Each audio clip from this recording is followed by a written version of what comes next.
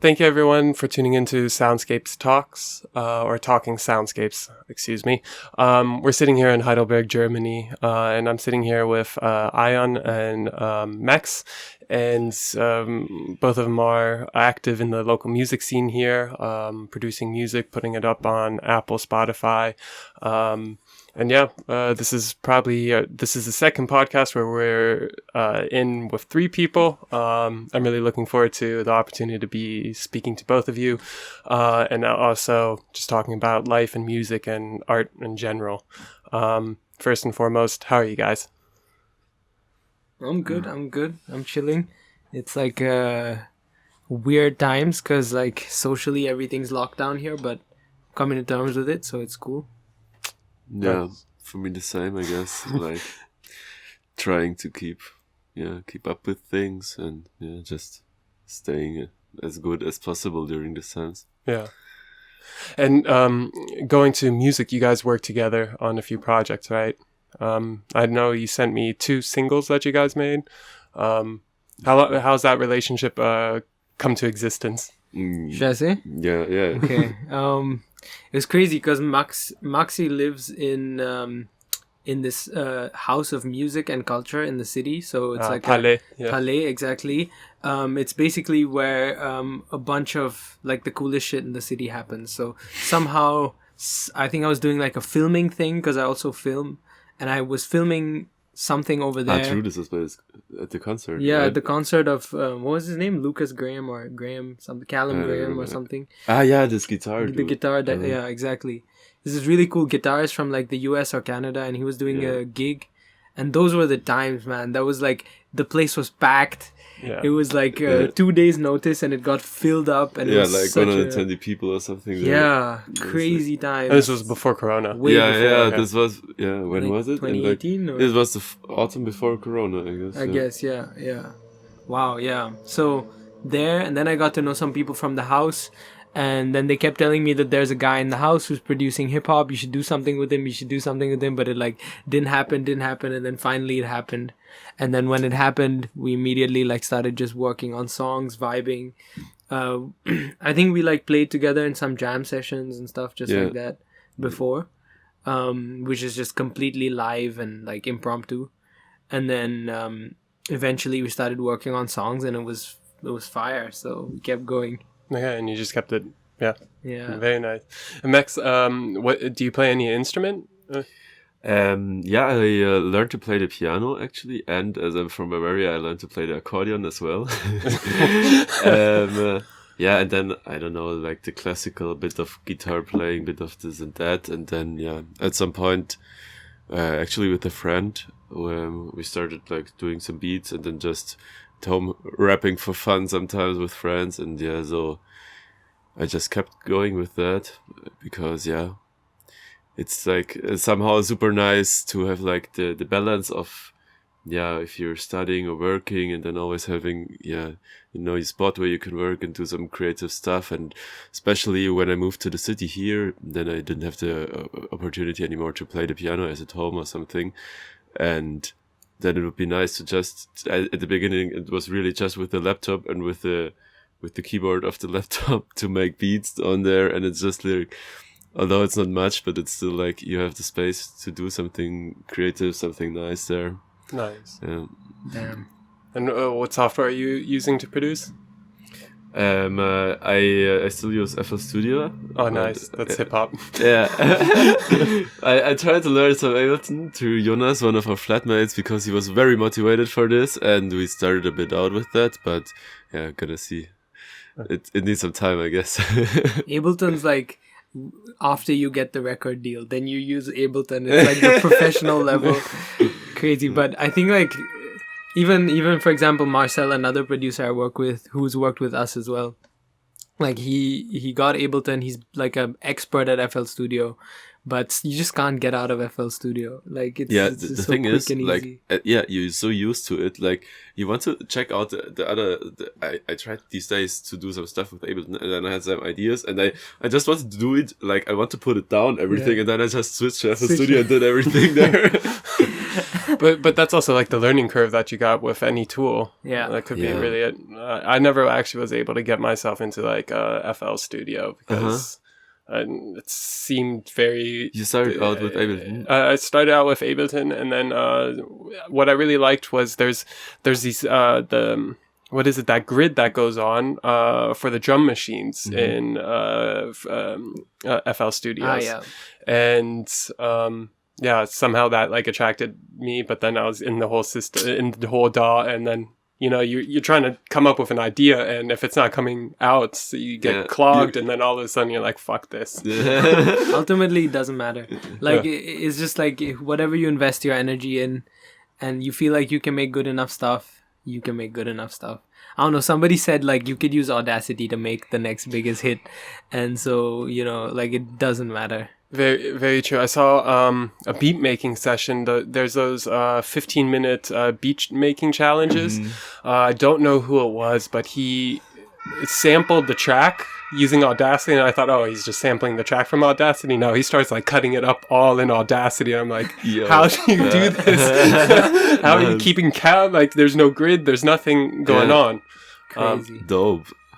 Yeah, but that's if you think about it, like that's how hip hop was. Like, it was 30 years ago, 40 years ago of like cutting it up that way, and like using a little spinner on your MPC to make sure you hit that like right spots on the sample. Yeah. And I think that's like the key thing though. Like, it's definitely worth going back to those things. Like when I can afford a sampler, or like when you can afford a sampler or whatever, I'm going to buy it from my producer friends or some shit. Like, cause it's just worth having fun with that, cause that's how it was created. And I feel like that's the closest you can get to like a real instrument, even though none of that stuff really matters. But it would be fun to have, to really just hit the keys. Yeah, absolutely. And not use a computer at all, but like layer these tracks and hit keys and turn knobs and make a beat. Have you ever gotten to do that? Well, we've used samplers that are like very new, and they've been always hooked up to computers. So never really done the pure like sampler experience. No. That's like the J Dilla vibe. Exactly, yeah. Those guys were insane. And then also to be able to visualize the music, because you have to like see everything in your head before you start playing around, really. Or at least not everything, but have a really good vision of like where you want this to go with the sample. That's true. Which is, really crazy. Yeah, but actually sometimes I feel like with the visual aspect, it has more of a connection for me in a project, like in a FL project. I got more like, I know how it's gonna be look when I play. I don't know, I play something on the piano or record some drums in the project, and I know what it's looking like. And sometimes I find it hard to let loose of this visual context that I have and think of what the music really does in my brain, and what associations I got and what associations I would have if I just hear it without looking at the FL project. So that can actually be also a nice thing. If you just have like a real instrument in front of you, some analog stuff, and you just you have to visualize it in your mind, right? Exactly. And then so you can get to the associations you get by the music, and not by how the keys look when how the patterns look when it's expressed in FL Studio. That's so true. Oh, I actually like just last weekend while dinner was cooking, sat in front of my computer and was like, because the dinner, I wanted to make a beat on my computer, but like the cooking was too noisy for me to hear the sounds off my laptop speaker. So I was like, you know what, I'm just going to hit mute and just try to go off of just straight up drawing it out. And then like see, and I like just picked like some go-to sounds that I know and just sort of like constructed a song off that, and just ended up sounding all right. It wasn't the greatest, but it was like it was the exact opposite approach of what you guys were just explaining, of going fully visual and then hearing it at the end. That's fun. I'm gonna suggest that to people. That sounds hella fun. Like, how well do you know your DAW? Like, how well do you know your instrument? That's like some Beethoven shit right there. Yeah, Now think about it. Like, Beethoven was able to compose. Arrange, but he didn't have to mix beats, right? That's the thing. He didn't have to mix the levels. That's true. He had to compose and arrange. Yeah. But then if your kick is too loud, your kick is too loud. That's true. That's true. No, but the kick is actually always like the one that's the quietest. I think when it comes to production, that's always like the thing that I got to boost up. Yeah, because it should be loud. Yeah. But Ayon, you're a wordsmith, right? Or do you also produce? No, I'm like when it comes to hip hop and music, I'm like 95% the wordsmith, the rapper, the writer. Yeah. Okay. I was listening to your album, good album, from 2019. Don't Temporary remember. Play. Yeah. Which sort of seemed like a start of like your you even said genesis of this whatever journey you're on. And then at the end you read a poem, your first poem or something like that. It was like a the one from 2019. You're saying the Come Up. Is it the Come Up? Yeah. That was kind of amateurish, to be honest. That was like the first album we put together, but I wouldn't really call it an album because it was really, really just us exploring the idea that we could even make hip hop music, imitate styles and reproduce stuff. So it was fun, but that poem was something special though. The poem was much more refined than the whole project, I would say. And that was a poem that actually won a competition, and so like it got me much more motivated to like actually call myself an artist and then make art and just do stuff. But yeah, that was the Come Up. That was the first project that we did, and it was hella fun. Yeah. But I was actually really like captured by that poem. It was a sick poem. And I do have a question, sort of like, what you kept speaking about she. What sort of is this she? That translates into the second album as well, which I really consider my first album, Temporary Play. But yeah, that's a really good question. The she, I don't know. I don't know if I want to ruin it because there's so many implications. Like there's obviously the lover, right? Yeah. That everybody can get. That's cool. But then there's like the mother. And then there's the land that you're on and anything that nourishes you. But then there's so much more. That's just one aspect of it. But there's so much more. As a man, binary opposites are lame as fuck, but let's just stay within the frame of binary opposites. The she is like the what you are not in many ways. Yeah. And there's so much to be gained from that, and maybe in uniting that bridge between your identity and that identity, or your representation and the symbols and the metaphors and the philosophies that dictate you and create you, and the symbols and metaphors and analogies and philosophies that create her. And bridging that gap is like a lot. It's everything, kind of. Wow. I interpreted it as her was actually art itself. Yeah. That was like my interpretation. Because it sort of felt like trying to be that, but then that goes to the discussion that I had with Max before you showed up about we just briefly talked about how, or I said like you'll never be able to get your art perfect. And it's sort of like this, like you're striving for that, and at least you're trying to strive for it, which brings it at least a little bit more present. And that's sort of like how I interpreted that. Going on, like making more art, I realized that perfection is a fucking bullshit. It's complete nonsense, because once you have certain other things, for me right now, that other thing is intentionality.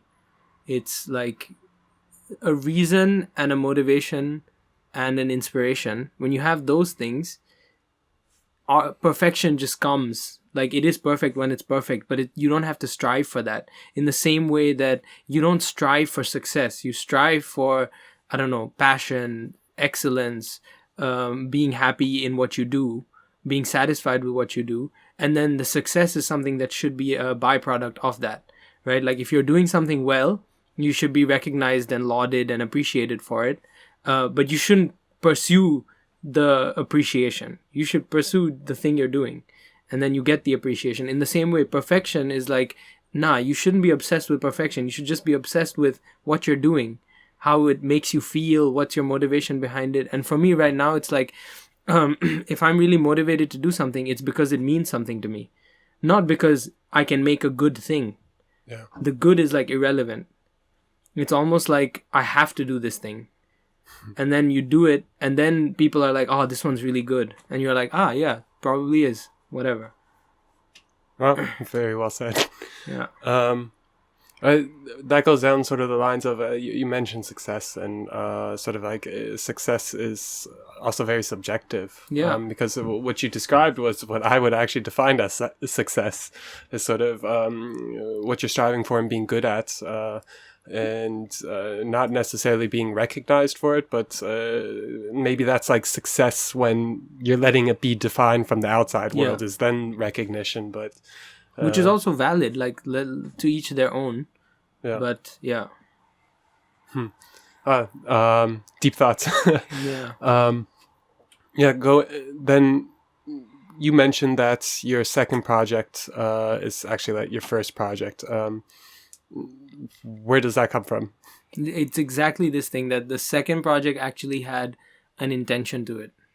Like it actually had a source of inspiration and a reason beyond just making good music or trying to make good music.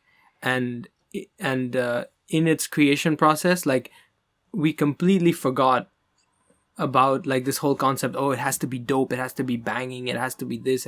It was just like, it has to be. And then it was. And then we were like, wow, that's dope. That's really good. We really like it. And who's we? That was with Marcel. Okay. So like the way I do music, I think it's probably always going to be collaborative. It's never going to be solo projects. I don't see much value in like bragging about doing something solo, especially because a lot of the inspiration itself comes from the relationships that make the music. So and for me, hip hop is really folk. So folk music is created in a much more communal way, and I like that. So it's always going to be a we. I hate saying my music. And so, yeah, that one was with Marcel. This one will be with Maxi, and then working on something with Marcel again in the future this year as well. Very nice. Yeah. And I saw there's this Mercury Collective that it was sort of released under. Are you both part of the Mercury Collective? Yeah, kind of. Yeah, I would say he is. If he would say he is, then he is. I think so. I don't know. Yeah, it's very like loosely defined, but it's like a collective of creatives, and we till now it's just been a platform for us to share our resources. Okay. So if somebody needs video work, if somebody needs production help, if somebody needs blah blah blah, it's there.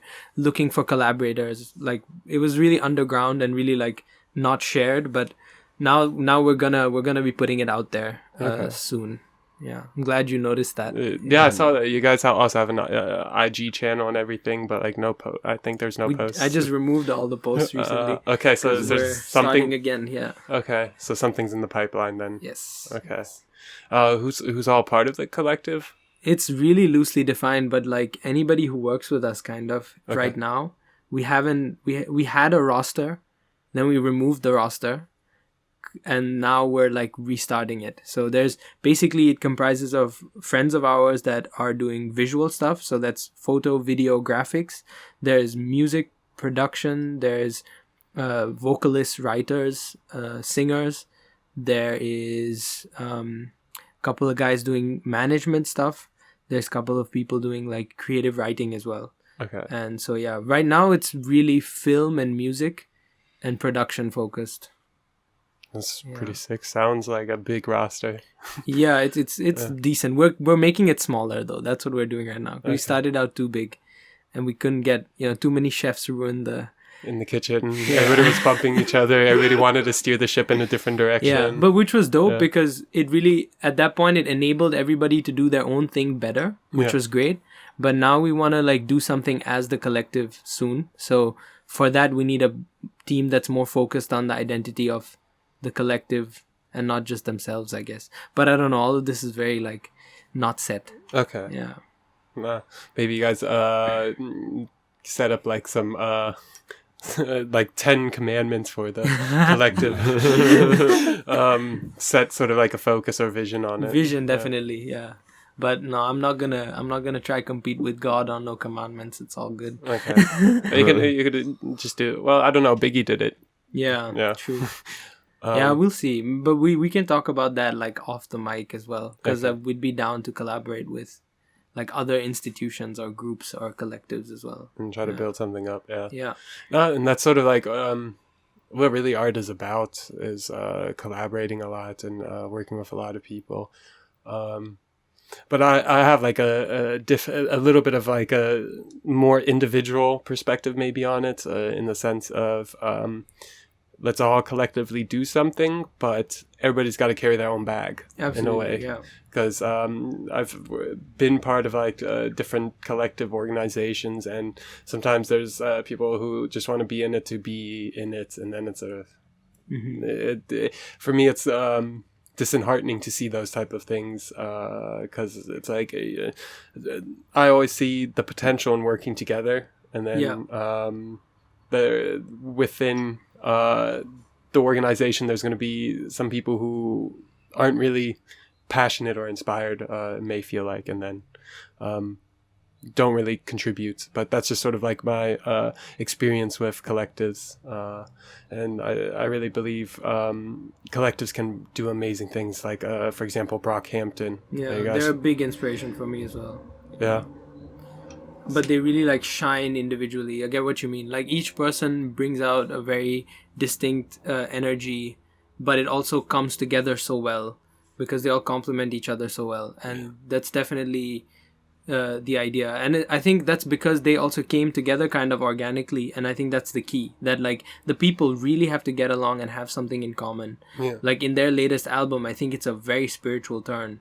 Yeah. And it's really dope because it's like all of them have experienced all sorts of crazy different shit in their lives. They have different identities, but they've all kind of come together on a like a journey to the light, which is really cool to see in such a group. They're doing it so I don't know, it's so broad because they're all so different, but they're all on a journey together, which is manifest in that album. And it's definitely how I would like to see like our collective built up. But you know, that's just for us. Like they're a role model because that works in in the way I work. Yeah. Yeah. But the one thing that I noticed, like with them, it's also something that I've experienced is with like Brockhampton, it feels like sometimes they know when they need to step out and let somebody else take charge on this one track, because their tracks sometimes are so different because they're like interchanging with each other. Like the producer will switch up, and then you have these dynamic albums because they allow or it seems like they welcome the idea of like stepping down and nobody's trying to like come up. It isn't in the forefront. Like it's like they've optimized like individuals, putting individuals out there. Like even the definition of an individual is a bit problematic because none of us are really individuals in that what you do doesn't affect me, what I do doesn't affect you. We're all kind of connected, but they're able to put forth their like individual identities and whatever, but they're also not able to, they're not losing from that competition, because like competition breeds this thing where you push everybody to do the dopest shit, but it also can make you want to do something like, oh, let me push the other guy down. Yeah. And they've managed to not do that because I think they genuinely like each other. That's the other thing. Like I would know when Maxi tells me something like, oh, maybe do it like this instead of that. Even if my ego was saying, no, I want to do it like that, I would trust him and not want to do it like that because I genuinely like the person. But if I was working with a random internet producer who I don't know, or like some label put this band together, and I don't know who these people are, and then this person saying, hey, maybe do this like that, I'll be like, who the fuck are you? Yeah. Why are you telling me what to do? You know? That's why you always see those pop bands then breaking up after a while. And it's also the thing where like Brockhampton doesn't restrict them from having individual careers, and we also don't want to do that in our collective. Like we want to strengthen that actually. Yeah. But then every once in a while come together and make something super dynamic and collective and like crazy as well. Yeah. It's also like Odd Future is another collective that's I think a little bit similar, but they're more focused on like individual. Yeah, which is also super dope. Yeah. That's great. Yeah. And then you have like the classic Wu-Tang clan, where it's like if you were a Wu-Tang member, you're Wu-Tang forever, and they all got each other's backs. Yeah. But that's a very different like socioeconomic context as well. Yeah, that's very, true. Very different. So hard to compare. Like Odd Future and Brockhampton, I'm far more comfortable comparing with us because they're like farmed off the internet.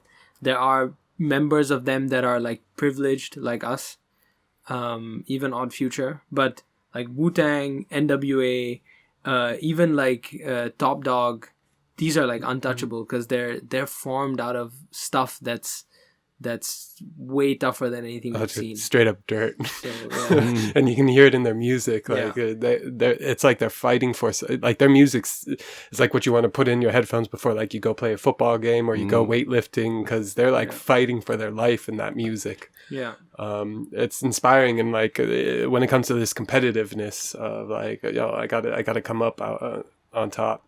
Yeah. Yeah. Yeah. Do you guys have any inspiration, sort of like outside of just the collectives, like individual artists that inspire you? Max? You go for it. You go first. Okay. There's a couple. Like it's really hard. Like I'm whenever somebody asks me what's your favorite something, I hate that question. Because like, who am I to define who is my favorite? I don't know, but but like, there's many, man. Right now, the collectives are a big part of it. I'm being more and more inspired by like Jay Dilla and these old producers. I'm really I'm listening. I'm trying to teach myself about jazz. I'm trying to listen to like Indian music more. Bollywood music, but then also like more classical stuff. Kendrick Lamar, obviously massive. Like he is for me the ideal of like critical acclaim and pop appeal, like not losing the idea of hip hop, which is that, you know, it's music for the people, for the parties, for the, you know, fun times, getting drunk, going crazy, but then also uplifting society and not losing touch of the political, social aspects of it, but then also being extremely poetic and not losing any of that. So he's like on a crazy level that way. No Name recently, really big inspiration for me. I'm trying to listen to more female hip hop because like the ones that do make it to the like to the attention sphere are just so incredible. Rico Nasty, insane artists, so much energy, like and the whole like perspective. Even Cardi B, like there's perspectives coming into hip hop that have never been heard before, and it's so nasty, it's so raw, it's so hard, it's so bumping, it's crazy. No Name and everything she stands for, like politically, is also extremely dope, and how she built her brand is really cool because everything she does is for society, for uplifting, anti-capitalist, and really like grassroots. Yeah. And that's really important, like hip hop not losing its touch with like the ground. What else, man? That's all that's coming to me right now. Kenny Beats is a big one. Okay. He's a producer, and he's just fun, man, and the way he also operates is really cool. I like his like identity as much as I like his music, kind of, which is really nice. Yo. Yeah. Nice. I'm a huge fan of No Name, actually, because she could just come. She carries that spirit of Chicago with her. Absolutely. And there's something ever since like to say like Chance the Rapper came out of Chicago in like a whole nother way after like the last person to do it like that for Chicago was really Kanye. Yeah. And then there's I would say Chance came out and did something big, and No Name sort of like held on to sort of the platform that he built and really did the grassroots work for. Yeah, I think he might have. I'm really critical of Chance in recent times because I think his music has really gone to shit. Like, that's it's really, I don't know what he's doing. He's so talented. But I really blame it on a very like close-minded Christianity that he's like fallen victim to. This is like really controversial stuff, but I think that's the thing, because when he was on acid rap, he was being introspective. He was being spiritual. He was talking about God, but he wasn't losing touch of his reality that he's not a perfect person of God, but he's like striving to something. And that's true. That's honest. That was music that really reflected his reality, and it was so fun. It was so witty. It was banging. It was everything. And there were so many memorable moments. But now it's like I just find a hard time relating to it because he's presenting himself oftentimes as something that I'm very sure he's not. Like, he's out here saying that he's like the child of God, but then he's like dissing 12-year-olds on Twitter for calling him dumb or something. I don't pay attention to that, but that's crazy. But yeah, it's just stuff like this. I did not know that. Actually, like when it comes to his work, probably like around 2018, I stopped listening to Chance the Rapper. It was like The Social Experiment. I was like, yo, dope project. Amazing. And then afterwards, I didn't really hear much of him, but it was probably because he went this way. Exactly. I thought he was actually just more or less like totally ghosting the scene, but they tried to like, he had to cancel his concert because like not enough people bought tickets and stuff. Ouch. Man fell off. Wow. Like, it was really bad. It was a whole thing with like his manager and his dad, and like his manager was telling him, don't put this album out, it's really not good. And he like really procrastinated the album, finished most of the songs in like the last week before the release or something. I don't know what he was doing. He's kind of loosened his grip on his social work, the stuff he was doing for Chicago as well. And then you have No Name on the other hand, who hasn't dropped a bad song ever. Like, it just keeps getting more and more interesting, and her voice is so powerful. It's so soft but so powerful. And then she's doing so much community work. It's insane. Okay. Maybe she just took over the reins. Yeah. I hope she takes it further as well, because that's a voice we need. Okay. Yeah. Crazy. And Max, your sort of inspirations? Yeah, for me it's actually hard to name like certain artists, but if you ask me for my inspiration, I somehow got to come back to Palais, because that's basically my inspiration. Because basically anytime you get into the kitchen, like the place where you usually chill all together, like you come in and there's usually like, there's no time you can come in, there's no music playing. And as there's like 11, 12 people living there all the time, and then like all the friends chilling there and everything, there's every half an hour, there's completely different music, completely different style, and so many things you listen to there. And this, I don't know, this reflects somehow in my own consumption of music. As I told you before, like for me, it's still like every 2 weeks I get something else that I'm absolutely into, and then I listen to this all the time. I don't know, like the last weeks I had a phase, I was chilling with a friend, and I got to know another dude who was doing beats and rapping, and he's from London, and he's like doing super cool. I don't know what the style even is. I don't know, SoundCloud rap, super cool. Yeah. And I just listened to his like, I don't know, he got 10 tracks, and I listened to it like for a week straight because I love this shit.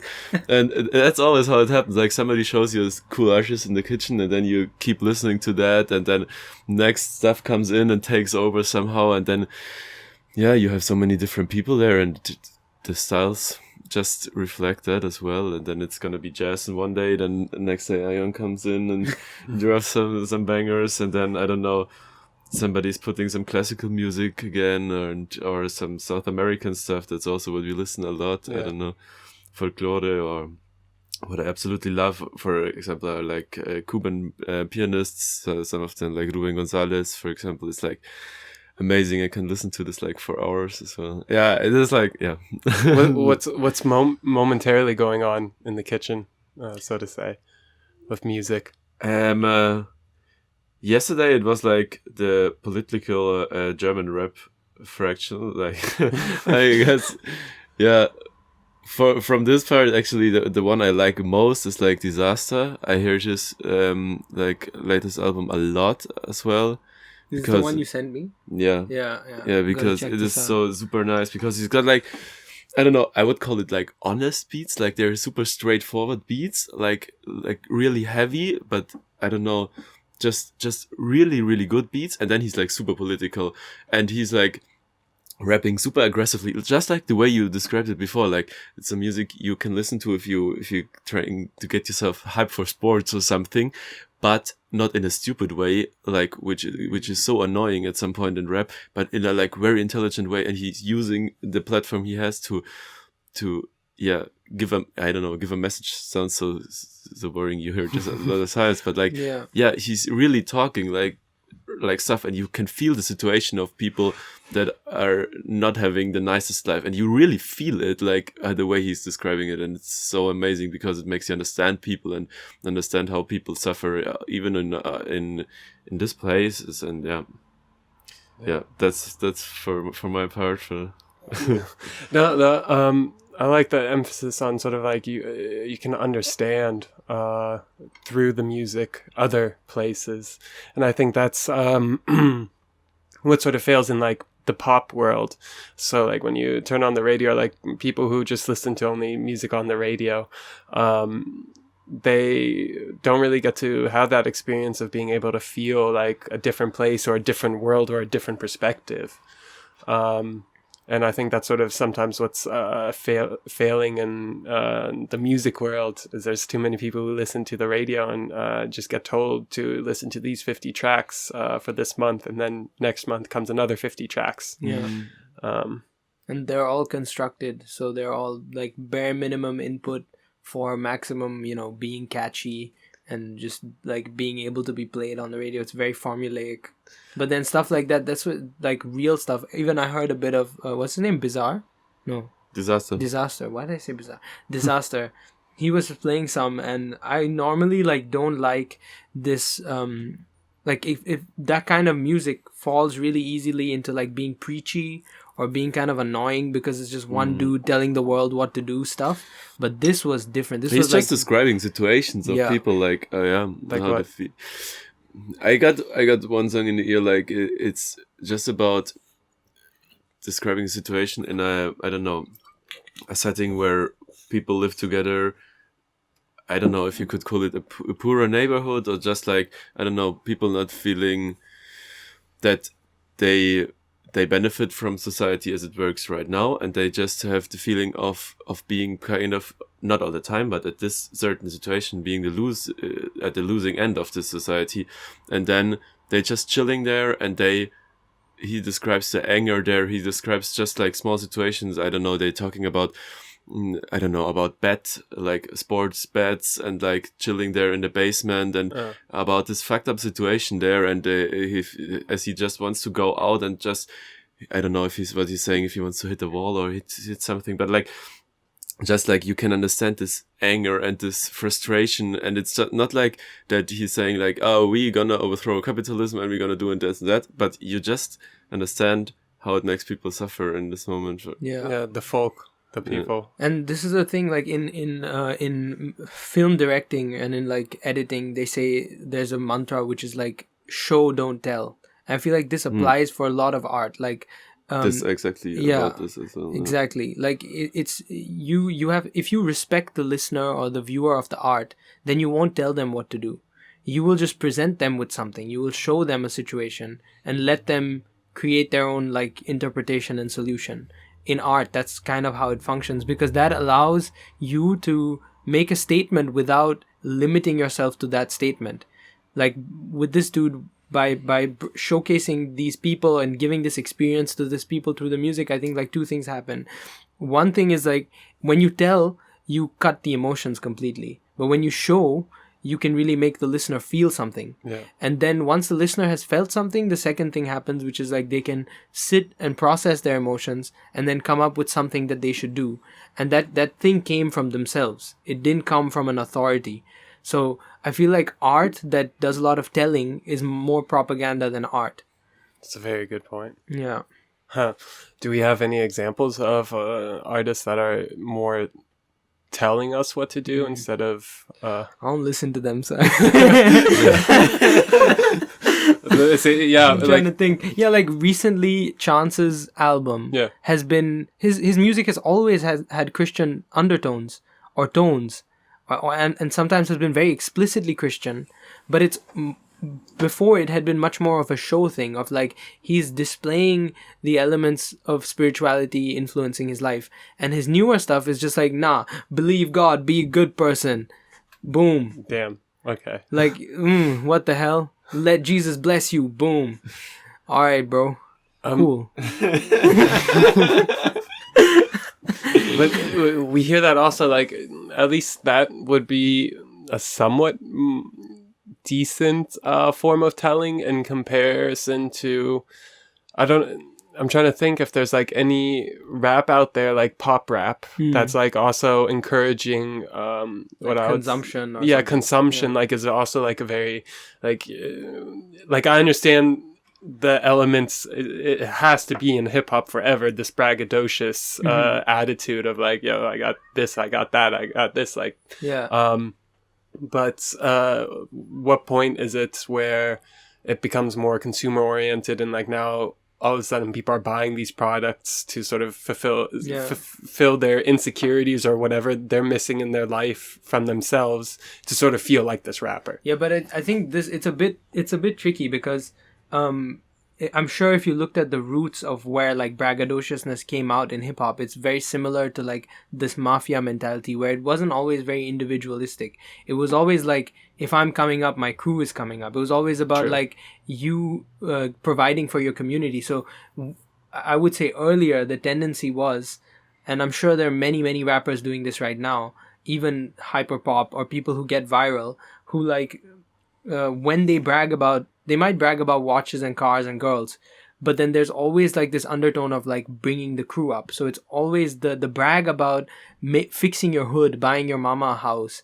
You know, these brags that are also very materialistic come from like that socioeconomic reality. And those brags were like, you know, always either like at the same level or even presented higher than having a cool watch and a car. But I think now, and that was when hip hop wasn't the number one genre of the world, it was still kind of underground. But now I think hip hop's probably just so pop that you know, the conglomerate that owns Gucci and Prada and all these name brands is probably paying a lot of money to these labels, and like, you know, that influence is coming from top down. So maybe a rapper who wouldn't have bragged about all of these things, or maybe even doesn't want to, is now either convinced to do it or is like subverted into wanting to do it because that's how the genre has created itself. Yeah. And they've kind of, maybe you can make a critique that it like it's forgotten its like community roots and stuff like that, for sure. Like 6ix9ine would be an example of just absolutely, he stands for nothing of what hip hop used to represent. Obviously hip hop's gonna change, but like the whole thing of like him being proud of being a snitch was like kind of the ultimate spitting on the face of everything, because hip hop was this thing that was bad, that was, you know, called bad, and the FBI had like files against rappers, and it was this huge thing that like we're a movement fighting for like some kind of a voice for the oppressed, and so we don't snitch because, you know, snitching means you're pledging allegiance to the side that's oppressing you. And he brags about snitching, which is like kind of disrespectful to that whole thing. Yeah, I'm sorry, I don't listen to 6ix9ine. Yeah, neither do I. But you know this. I just know about it, but like, don't listen to it. Save your ears, bro. Yeah. It's not. I only heard his diss track when he came out of prison or jail. He had that one diss track where it was like all painted, mostly because the music video was very obscene. It looked like an entire Skittles commercial where there's the walls were painted and each woman had like a color on it. But when I heard that, I understood why he actually has that fan base that he has, and like he actually has a fan base. He does bring some form of substance or carries a little bit of that hip hop, but I think it's very morphed from the one song that I heard from and it's very selfish and individualistic. Like he represents caring for nobody but himself. So like it's all odds against me, not my crew, not my nothing else. It's just like me, I need to win. And then I think that kind of mentality, like it's really contagious, because then me sitting in my room maybe without so many friends or something like that, or without a community to care for, I'm going to listen to him and be like, oh yeah, man, I also feel like the whole world is against me. They try to put me in jail. They tried to do all these things. They're trying to cancel me on the internet. Oh man, fuck all that. I'm going to do everything for myself. Nah. But it's for me, those aren't the beautiful things I want to appeal to in people. So but definitely it's doing something. Otherwise it wouldn't exist. Yeah. Yeah, and maybe it's a mirror to sort of what we're going through in society, because it seems like we've turned very individualistic, and it seems like it's getting a little bit more and more. I really like one thing that I noticed, oddly enough, through Corona times, and I think Corona times is also really encouraging people to become more self-centered and more individualistic. Maybe because there is these rules and regulations being put onto people. That people want to take more control over what they can. But like I regularly go walking to the woods in my neighborhood, and I live out in the woods essentially, and the last 2 months I started noticing all the fields that I used to walk across started getting fences and signs that saying do not enter private property. And it's just sort of like, that's, I would say, is like maybe what's going on is that this we're becoming a little bit more individualistic to the point where it's becoming toxic, and like social media, look at that, how much people want to flaunt themselves and present themselves. Yeah, my argument is basically that the reason why I think individualism is bad is not because of any other reason except for that it makes us sadder. It makes us forget that we have community, we have friends, and that in caring for other people, in giving a whole lot of fucks about other people, you kind of rid yourself from an unnecessary existential dread about yourself. It's a really tricky kind of idea, but I'm thinking about this now, that maybe we're suffering a spike in like mental health issues right now. And I think that has something to do with the individualism, in that everybody feels like they are alone. And then everybody employs the full capacity of their mind to think existentially about their own existence. And our minds are not our friends. Like, it's just, that's where insecurities come from. And so if you apply all the horsepower up here into like thinking about yourself, okay, it's a form of like self-obsession. It can manifest itself like that your Instagram feed is just you all the time. But then the flip side of that is you also are hypercritical about yourself, and you think deeply about anything that you think might be a small failing. And if you had community, if you had friends who had their problems and you cared about their problems and blah, blah, blah, you just wouldn't have all that capacity to think about yourself. And in thinking about yourself, it's not like you are as bad as you think you are. You're also creating that impression of yourself that, I hate how I look. If you had 50 things to do that day, you might just cross a mirror and be like, I don't look good today. But it wouldn't really matter. But if you have nothing else, no other responsibilities that day but to look in the mirror, then you might, really start to existentially hate yourself for how you look. Yeah. It's just an idea. I don't know. No, I can build on it. Like, it seems like a self-fulfilling prophecy. The more individualistic we go, the more individual we will be, or in the sense that we get so self-consumed with ourselves, and then we only start thinking about ourselves, and then our only hobby is like ourselves, and we're not really doing anything and being part of a collective, which pushes one further away from that. I'm just thinking out loud about this. It seems like the difficulty would be is like, how do we get back into sort of a collective mindset, and like going to Palais. I'm pretty sure that's like a very collective mindset, or like at least sharing, like you're part of a community there. But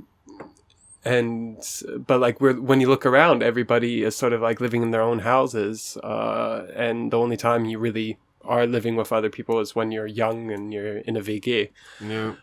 Yeah, but when you say this with the spike in mental health issues, I'm not sure if it is like just this general tendency towards more individualism that is causing this, but rather, as you said, I would also see it like, you probably have to look at studies for that, but from my feeling, I would just assume that it is more from, as you said, from these circumstances that come with Corona, because we are, on the one hand, we have to to be careful and have to take a lot of precautions in order to not infect other people. And by doing this, we restrict ourselves and we are not able to do the stuff that usually gives us balance in our lives. That is like doing this, that we basically quit doing the uplifting stuff we usually do. We don't go to listen to music, we go to parties to do sports in teams or whatever, like all this stuff that usually gives us the balance. And on the other hand, we have the feeling that we have been doing this for society, for the greater collective, but it's not really acknowledged. So I think for my feeling, as I said, with this mental health issues, you have to look at studies, what it really is in the afterwards. But for me, it feels like that this combination is pretty toxic as well, that you are like lost a lot of things that gives you a positive uplift in your daily life, and on the other hand, it's not even acknowledged by the society that you're doing it for. So collective good. Yeah. But what I was saying was like beyond Corona, that like we're suffering a mental health spike even before Corona. Suicide rates and everything is like more, even though we have an abundance of stuff that we need to live and wealth. But yeah, this but you is could also argue playing that into like that. but also that this individualism, I don't know, that it could also be that you take more time thinking about yourself, you take into consideration what you really need, you look into what you're really feeling like, you just spend more time with yourself and find out about problems. Of course, not with people that are suicidal. They don't, a person that's suicidal doesn't necessarily not realize it if you're having such a severe mental health issue, then you're gonna realize it. But like you also have a rise in like people that are starting therapy, which is actually a good sign and could also be a good side effect of this individualism, that you take the time to take care of yourself and find out about those problems, and also to get rid of the stigma that has been associated or is still associated with mental health issues. Yeah, this is a tricky issue. I've been like looking at so there's a lot of comparative studies on mental health in the West and mental health not in the West, so Africa and Asia. And the whole like the issue that this is an issue that like one of my professors at the uni is dealing with in his work, and it's like the problem with global medicine, where Western medicine, especially in the field of psychiatry and psychology, is looking at Western empirical studies on like mental health, and they're drawing conclusions about how mental health is generally. In the US, this has posed a big problem because the black experience is so different from the white experience that kids get labeled schizophrenic as black kids that are really not schizophrenic, but like it's just the process of diagnosing schizophrenia as a process of elimination, and those kids didn't fit into any of the definitions of mental disease that were like defined by the white experience. And so there's a bunch of issues with this. And so right now the thing that like my prof is dealing with, you can read his stuff on global mental health, like William Sachs, that's the citation. But it's basically, his argument is that the empirical studies show that with levels of like chemical imbalance and everything of a kid in the West and a kid not in the West, the kid in the West is manifesting much greater symptoms of mental like problems, not being mentally healthy.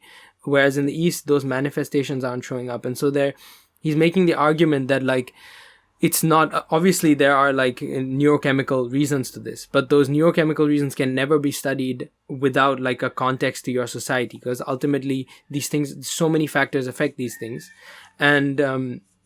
And the ultimate proof for this is like, if you could get a kid with the same mental imbalance and look that here in this other context, that kid is completely fine, but in this other context, that kid is not completely fine. So there must be an argument for the socioeconomic, philosophical, like Zeitgeist and Volksgeist that like play a role into the, like this kid's experience and mental health experience.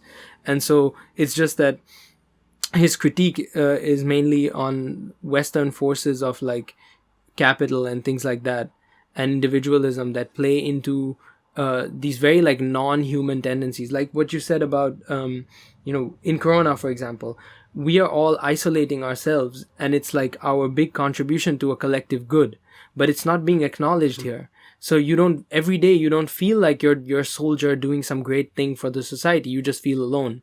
And maybe that's because the vocabulary doesn't exist here to communicate something like that in such a context. Because in the normal situation, the understanding is everybody has individual rights and individual freedoms, and there isn't much talk about collective responsibility.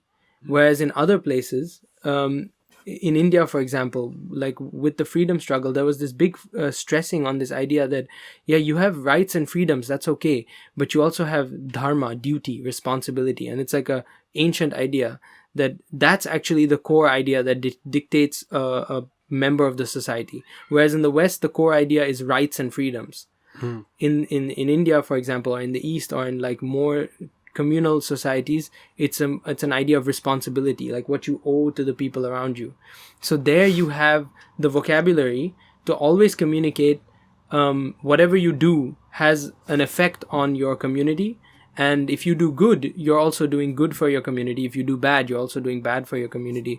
And then something like that plays kind of a better role in placing us as humans in a place, and that has an effect on like your mental health and things like that. And then there's so much more, like he goes into very much like specifics about how ritual healing and things like that are alternative methods of dealing with somebody with severe mental illness, like bipolar disorders and all, and how those ritual healing methods actually there are cases of people who have come out of their severe schizophrenia or severe bipolar disorder. So we can't explain why it works, but we have empirical evidence that it works. Couldn't it be that something about self-awareness, being more self-aware? Maybe, yeah. Bring somebody back down. I'm just only speaking with my mediocre esoteric way of thinking. Yeah, but we're all at the same level, man. Just exploring these worlds. Yeah. But it's really complicated. Like, I'm sure like Corona has definitely in the recent times like blown this thing into a much worse situation, but it was a trend that was growing increasingly. And like therapy, for example, might be a great manifestation.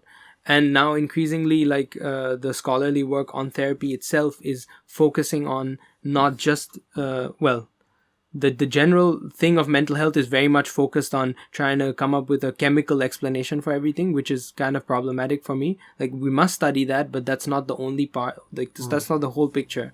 But there's also work coming up, especially in the realm of like therapy and psychiatry, where they're looking at like social contexts and stuff like that, which might be super good. Yeah. Wow. That's nice to hear. Yeah. There's making steps that way. I do want to mention I came across a study. I didn't really read the study itself, but I was listening to a podcast from this one woman who specialized in the last 20 years in plastic, the plastic that comes into our environment and the plastic that we come into contact with. And through her research, she learned that our testosterone levels have been decreasing. So our hormones have been altered in the last 25 years. And that's like more or less going down to the chemical level. Mm-hmm. Now, knowing that, and then taking the research that was done on PTSD, soldiers who experience PTSD from physical trauma, such as like an explosion and them losing an arm. They also learned that experience affected their pituitary gland, pituitary gland, where testosterone is produced, and that when they put testosterone, they put them on testosterone medication, that they were able to show higher levels of serotonin. So there could be, using those two studies, there could be maybe even a correlation with us getting less and less disconnected to sort of nature and earth by using plastic. We wrap our food all up in plastic. We do everything, like right now, we could really be saying we're always touching plastic, whether it's our shoes or the clothing that we wear. Yeah, with this like one of the things I was reading up on was this. It was actually a talk done by Vandana Shiva, who's like a big environment activist in India, and she cited this study by a New Zealand, I think, psychiatrist, where she found basically that in all kids with depression there was a zinc deficiency, and there was like very clear, like very strong correlation, but there was no causation. Like, why would zinc? And also that like there's, I'm sure they're studying that now, but like that it was clear that basically zinc was insufficient in kids with depression. And then Vandana Shiva basically was communicating with her, and she is studying soil and nutrition and like the crops that grow on soils that use fertilizer. So basically the soil that we all eat from now, unless you buy, like, farm your own stuff or buy bio, all those crops had zinc deficiency as well, because the fertilizer kills the zinc in the soil, and it doesn't put the zinc in the plant. So basically they came to the conclusion that like one of the big reasons for zinc deficiency in such a systemic way right now, and the spike in depression and all of this, if from a valid like neurochemical standpoint, could be literally how we're treating our soil, and then the food that we eat is causing a zinc deficiency, and having a zinc deficiency may lead to depression. And so it's a really like sinister thing. And then there's there's like studies on how actually fertilizer itself is extremely unproductive, and it's just something that the chemical industries are pumping out, because without fertilizer BASF would have to shut down. But if you treated the soil well and used indigenous methods of like producing on soil, switching crops and stuff like this, and growing seasonal stuff, the soil would actually be more productive than the fertilizer. But it's debatable. But there's a lot of like the zinc issue, for example, is really a clear correlation that's pretty sinister. Yeah. So we just need to be eating more zinc. Yeah. And then it all gets better. No. It doesn't seem like a very difficult topic to solve, in the sense of all we really, from what I just heard, we should grow good food. We should grow good food. We should live in a little bit more communities. We should be more with our community underway, and feel part of something. Feel less individual. I think it's a big thing. And there was the whole like, if you really want to go back into like the creation of the idea of the individual, it happened like during the Renaissance in Europe, when like people started signing off on their works of art, and the individual scholar became important, individual artist became important. But then that got paired up with this whole like mechanization phase that came with science. So there's like this deep stuff. So this is like the point where we started to employ humans and pay them and treat them as machines, was when we started, you started having problems with feminism, where, we look at the woman as a machine that produces children. We look at a human as a machine that produces labor. And we look at the soil as a resource that we can exploit, because it's a resource.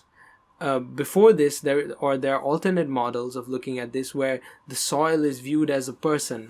The earth is viewed as personified, because there has to be a balance. Like, if I take all your stuff, we can't be friends anymore, because you will die probably. Okay, yeah. Like, if I took all your stuff away, right? I'm thinking about it. I'm like, well, what if I'm just somebody who's like, take all my possessions? No, like, I take all the food, the water, the air away from you. Oh yeah, then yeah, like everything. I'm fucked. You will die, and we can't continue to have a relationship. And that's how like other systems viewed the soil, for example. And so the soil had its place, and it produced and gave stuff, but you could never like over farm the soil, because then after 5 years it won't be fertile anymore. It's something like this understanding. But then the second we mechanized everything and we looked at everything as like, like energy, it's like impulse, it's like force per time unit, that's per second. So this factory can produce these many bricks. If we did these calculations, that's the cost, and that's the effectiveness, that's the efficiency. So like if this factory ran from 9 to 5, 5 days a week, we would have these many bricks. And the assumption is always that you can produce infinite bricks. You just need to have a good enough factory. Or that your labor will always be willing to just hammer the thing like it's going to be doing. Yeah. Well, that's where then it sort of like becomes like an ecosystem.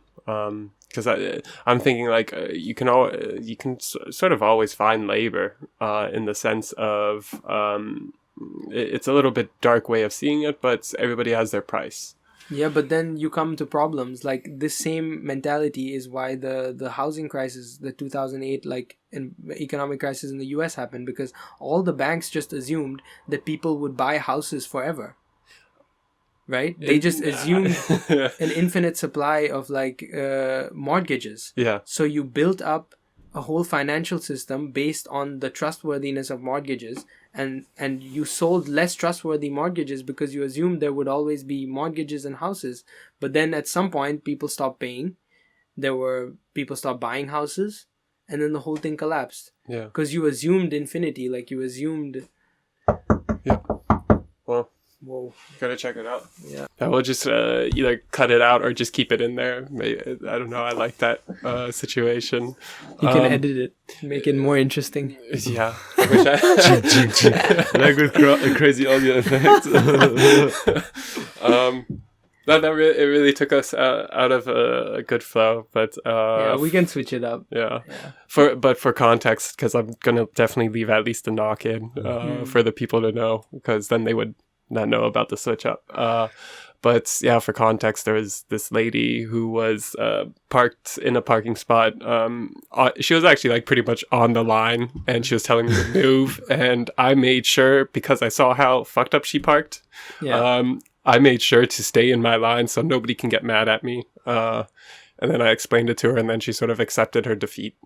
Yeah, you did a good parking job, man. It's a 5-star parking job. Thank you. You have to when you're doing this, because people are gonna hate. Yeah, that was a hater. I always do this funny thing, like to confuse, like especially older Germans. They get so confused because I used to like take a lot of pictures. So if I was in like a weird town, like a small town, taking pictures or something, like so often somebody was like, "Was machen Sie? What are you doing here? Do you have a reason to be here or something like this? Like, because I have a camera and I'm taking pictures." And then I would just be like, "Oh, I'm just doing an art project." And they would be so confused. They'd have like no answer. Ich mache ein Kunstprojekt. And they'd be like, okay. Like they'd be like, for what? I'd be like, for myself.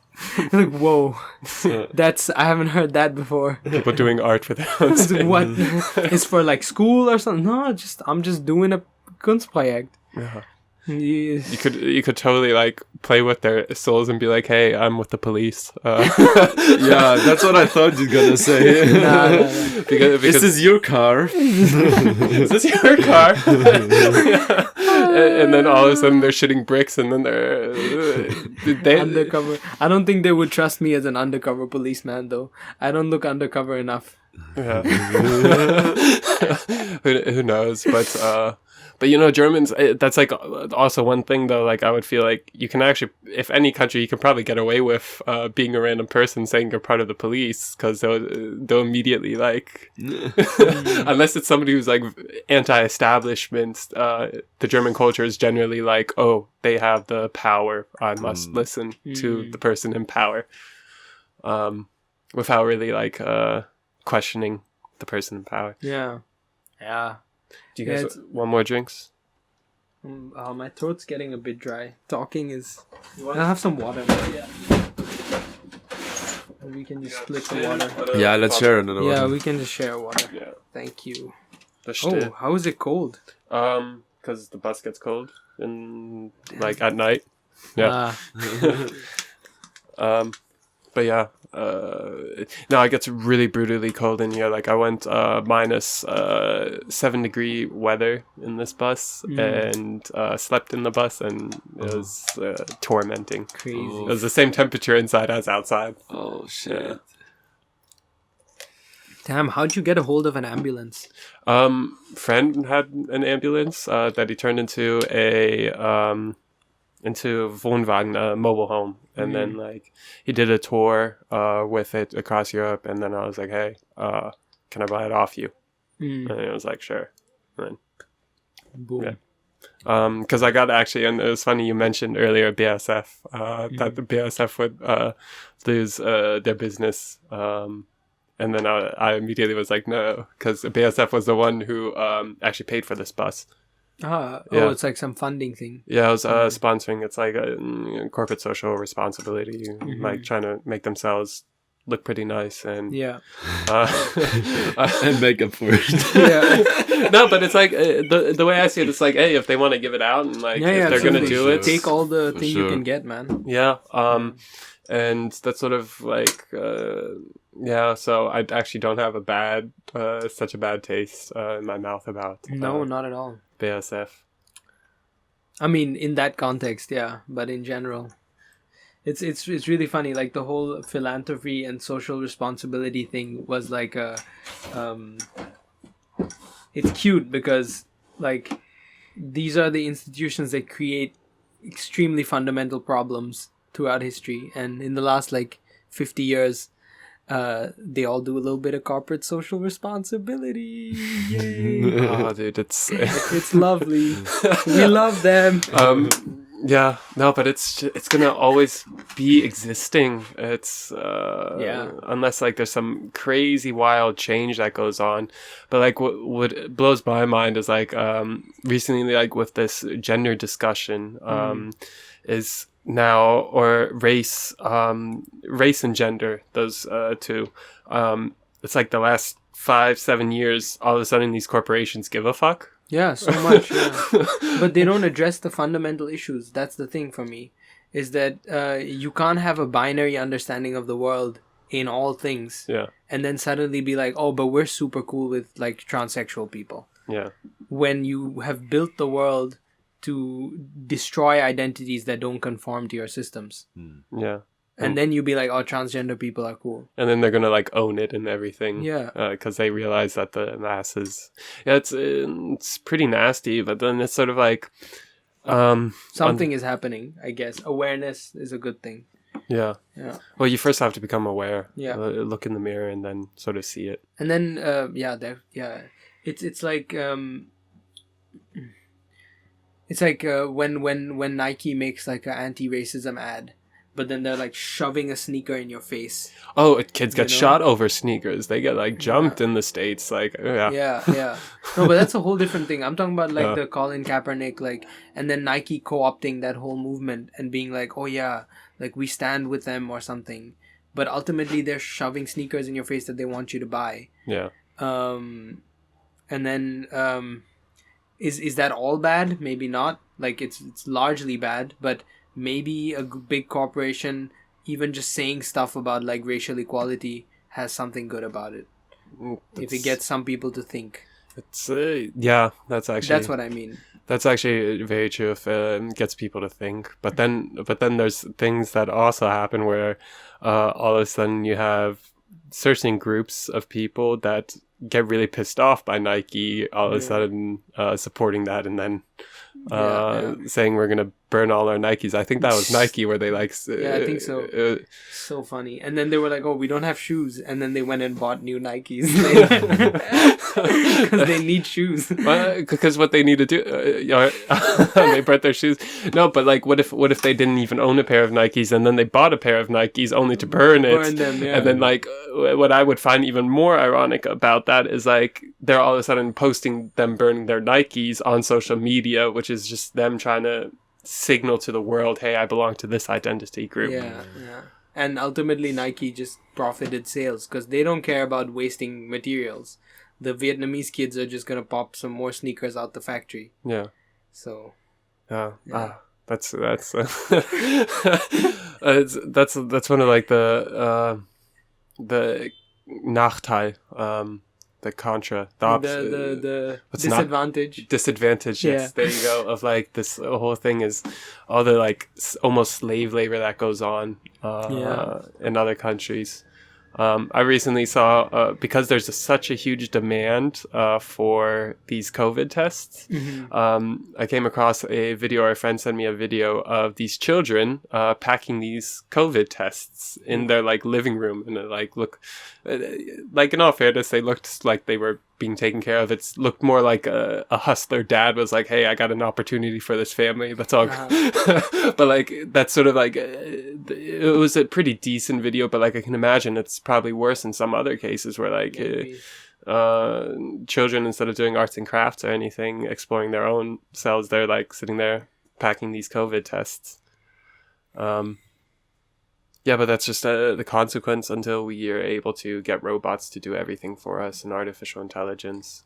As long as that still maintains that people have a decent standard of living, because it could just get worse. We could just, industry could just say, oh, since we have machines, this section of the population is now irrelevant, and we don't want to have to create resources for them, so let's just remove them. Could also happen. Maybe with like a virus or something. But yeah, it can go either way. No, that's just me kidding around. But it doesn't seem like so far-fetched, like to create something to try to eliminate a portion of the population. It was already it's happened before. Yeah, exactly. Yeah. I think. I mean, maybe not in a virus way. I don't know about a virus way, but we've eliminated populations. We do that a lot. We're still doing it to this day. Yeah. When I mean we, like humanity. Israel, Palestine, for example. Yeah. That's one. Or there's the one out in Yemen that's going on, or China with their Muslim Uyghur Muslims. Yeah. There you go. Yeah, it's crazy weird. Speaking of the Uyghur Muslim population, China supposedly has gotten themselves very, very involved in like the pension funds of at least America. It wouldn't surprise me if it's also in Europe, but the companies that exploit the Uyghur population are essentially somewhat owned by American holding companies, like big holding companies that like supply pensions for millions and millions of Americans. And that's sort of like a strategy that they've taken on, is sort of getting the Western world's financial systems intertwined in their mess, so we're not interested in actually trying to like dissolve those things. I see. Yeah, but this is a very tricky issue. It's U.S. foreign military involvement. Apparently, there's also oil in the Uyghur territory, so there's a CIA file on that region, and so there's a case that the Chinese government is obviously not nice to these people, but the mistreatment of them has been really like exaggerated by the English media. And that's like the exact same trope that they do for every regime that they want to topple. So they did that for Saddam Hussein, they did that for like all of Cuba, they did that for Iraq. And the common thing is like it's either against communism or oil. And they do the same kind of pattern. I don't know how valid that is, but we know that there is a CIA file on it. And that in 2015 they recognized that as an oil-rich territory. And very other perspective that I was not awaiting to hear. Yeah, so it's complicated, man. Can't even get into it. Sounds a little bit like you're pro taking out the Uyghurs. Oh, sorry, that? You're a little bit pro taking out the Uyghurs. No, not at all. That's the other thing. Like, joking. You don't. It's like the two. Like, to be anti-US is not to be pro-China, and to be anti-China is not to be pro-US. That's the big mix-up that we have just generally going on in the world, where it's like, if you're not with them, you're against us. Yeah. And it's not that at all. Yeah. You can be against both, as you should be. Because they're both oppressive regimes. Yeah. And then what should we be for? Like, people. People, yeah. To be for the Uyghurs, and to be for the homeless in the US, and the black people in the US, and the Asians in the US, and the Asians in Asia. Like, it's so absurd that we're so comfortable like pledging allegiance to like abstract identities and like ideologies and stuff without ever thinking about the people that it's even talking about. It's insane. And like that's also the thing with like this whole internet thing. It's like everybody finds a little pocket of the internet where they like talk about what they think and what they think about the world, but they've never gone to like a community center or like a protest or organized something or done something with people. And like COVID doesn't allow that. But I hope that in the future, like the internet thing will like manifest itself as well in reality, because it's really good that so much like discourse is happening on the internet. Everybody's talking about really complicated things, but it has to be backed up by at least like seeing what you're talking about. Yeah. And also not being influenced by bots and everything. That's also that's like a whole nother geopolitical warfare, is the bots that like are being sent out from Russia, the US, China, and like just trying to fuel more separation. Yeah. I don't know why they do that, but but this was like it was really cool, this whole collective thing, because like that's also what I feel like about collaborating in art and collaborating in music and creating collectives, is like it allows us to go beyond our like individual identity as an artist. I love to like be introduced to some shit that he heard, that he sent me because he heard it from someone else, and then like even Marcel does this, you do this, you're very easily like able to listen to something and say that you like it or dislike it when it's new, and if you like it you want to create it. And now we're like in such a space where our tastes are also dictated by capitalism, right? In that like people don't know how to tell if they like something new. They have to have heard the same Drake on the radio and be like, this is good music. Why is it good? I don't know, but I know all the lyrics and I know how to like vibe with it. But I like this is also something that with collaboration, if you do it right, you get like so much like things that you could have never got yourself, and that's so cool. You can make something that you could have never made yourself, as a whole like idea or concept or vibe or whatever. Going to the idea of with the music, it's difficult to always say like what is good music and what is bad music, and then going down to the idea of like liking something and then maybe not be liked by the masses. Do you guys have any like some would say like guilty pleasures, or like music that like you really support but everybody else around you is like, nah, that ain't it? What do you have? I just had to think of this. We were like spontaneously chilling with a neighbor these days. She had her birthday, her 30th, and we were playing some music on the street, and somebody asked her if she had a special wish, and she said like Blue Velvet. I don't know if you know the track, like, oh fuck, I don't remember the artist, but it's like a track from the, I don't know, 70s, 80s. Like my parents got it on cassette and we always listened to it when we were going to holidays in the car, and it's like, I don't know, it's a bit kitschy and everything, and it's like just this kind of music that you like 60s, 70s music that's like super cheesy, and it's like, yeah, but it I don't know, if it catches you, it catches you. But I don't know, you can, I think as there is, as you say, like as this, I feel like a bit like what you said before, that it's pretty clear what you understand with good music.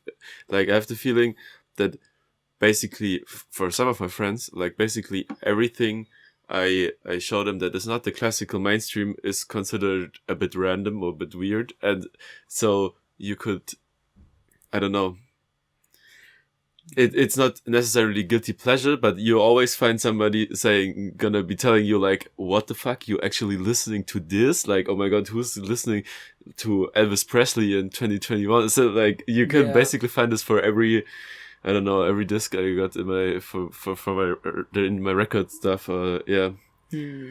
Yeah, but it totally doesn't matter, right? No. But like if you think about it, I think I could find some of my friends telling me like, what the fuck is this for everything, for anything there? Just saying because it doesn't fit like in this typical cluster of it, and you'd be like, oh, is there actually people listening to this? Like, what the fuck? Yeah.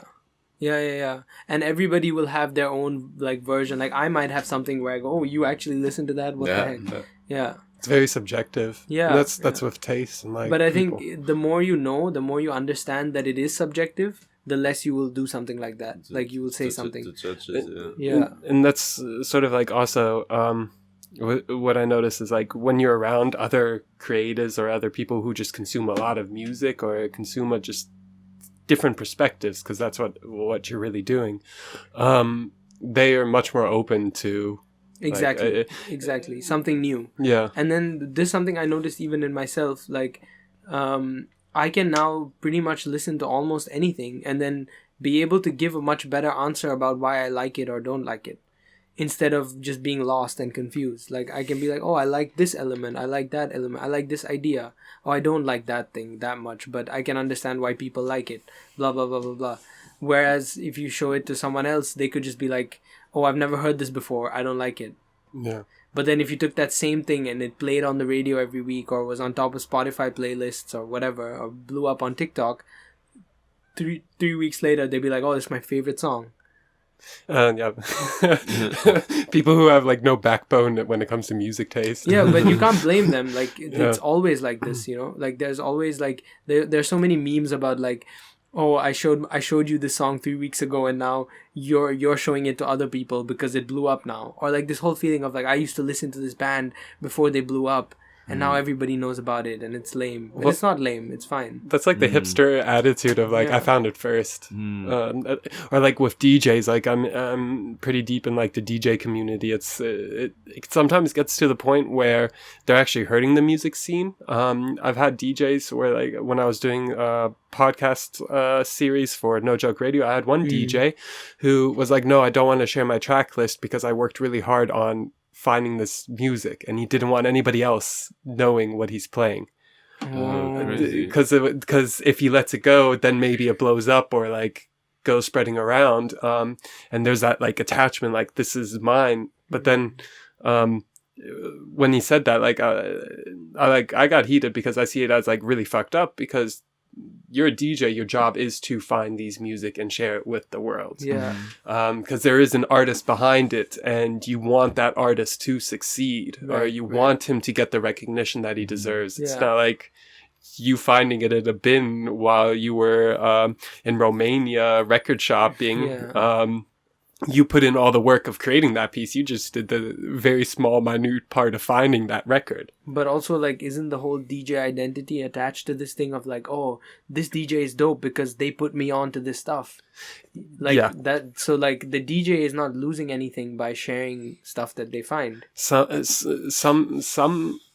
do, and like maybe it's also a sign of it that he's feeling like his work is not being acknowledged appreciated the way it should be. Appreciated, because apparently he wants to build up like an image for himself with these tracks that he found and he found special. And for me it sounds like if you don't get the appreciation, then you get insecure, or you want to protect it. You want to protect it, maybe.